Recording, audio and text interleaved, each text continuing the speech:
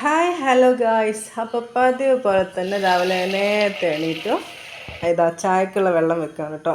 മക്കൾക്ക് മദ്രസിൽ 6:30 മണിയാകുമ്പോൾ മദ്രസിലെത്തണം. അപ്പോൾ അതിന് മുന്നേ തന്നെ നമ്മൾ ഇവിടുന്ന് റെഡി ആയിട്ട് പോകണമല്ലോ. അപ്പോൾ അതുകൊണ്ടിട്ടാണ് അത്ര നേരത്തെ തന്നെ ചായയും പിന്നെ തലേന്നത്തെ മീൻകറിയൊക്കെ എടുത്തൊന്ന് ചൂടാക്കി വെച്ചതിന് ശേഷം ഞങ്ങൾ 3 പേരും കൂടി ആയിട്ടൊന്ന് പോകുന്നത്. പൊതുവേ മോനൊറ്റക്കാണെങ്കിൽ മാത്രമേ അവൻ സൈക്കിളിൽ പോവുള്ളൂ, അല്ലെങ്കിൽ ഞങ്ങൾ 3 ആളും കൂടി പോയി. ഒരു മദ്രസിലോട്ടും പോകും, ഞാൻ നടക്കാനും പോകും.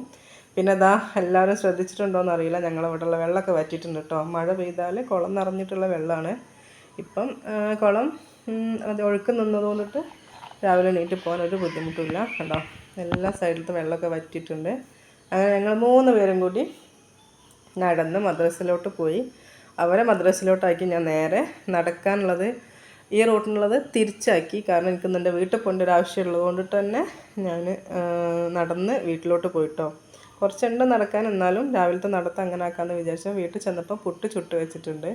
പിന്നെ ഒരു എന്താ പറയുക, നമ്മളിവിടെ അടുത്തുള്ള ഹോസ്പിറ്റലിൻ്റെ അടുത്തൊരു ക്യാൻറ്റീൻ ഉണ്ട്, അവിടേക്ക് ഫുഡ് ഉണ്ടാക്കി കൊടുക്കാൻ. അപ്പോൾ കറി മാത്രം കേട്ടോ. അപ്പോൾ പട്ടാണിക്കറിയും ബീഫ് കറിയും മീൻ കറിയും ഒക്കെ സെറ്റായിട്ടുണ്ട്. അതൊന്നും ഇപ്പം നമുക്ക് കിട്ടില്ല, നല്ല അടിപൊളി മണമൊക്കെ ഉണ്ടായിരുന്നു കേട്ടോ. അപ്പോൾ പുട്ടും പാർസലാക്കി തന്ന് മക്കൾക്ക് കൊടുത്തോ, ഇനി പോയിട്ട് ഉണ്ടാക്കണ്ടല്ലോ എന്ന് പറഞ്ഞിട്ട്. അപ്പോൾ പുട്ടും എടുത്ത് ഞാൻ വരുന്ന വഴിക്ക് നല്ല മത്തി കണ്ടപ്പോൾ 100 രൂപയ്ക്ക് മത്തിയും ഒക്കെ വാങ്ങിച്ച് വന്ന്. അടിപൊളി മത്തിയാണ് കേട്ടോ, നല്ല പഞ്ഞിയുണ്ട്, നല്ല നെയ്യുണ്ട്.